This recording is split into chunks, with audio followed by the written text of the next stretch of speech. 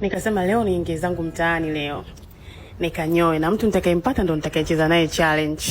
Basi ndo niko hapo nakwambia, naangalia huku na huku, naangalia atakayetokea mimi ndo nitakayecheza naye challenge. Na hapo basi hakuna hata mtu anayejua. Nikamwona Tino Madoli hapo anapita. Na unavyojua Sinza wanapita watu wengi. Nikamuita Tino hapo akaja kama unavyomuona.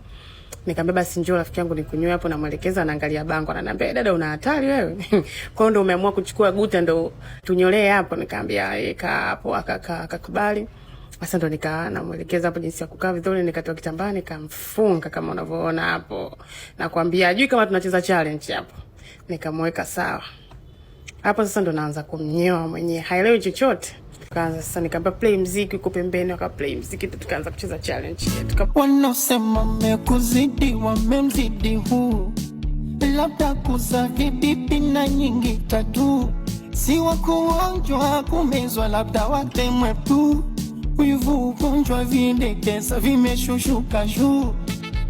Mwendo maibaringo kibinda nkoi. Kifanya maringo kisitoboi. Kawe dereva miutingo pezi letu roli. Indeshe kwa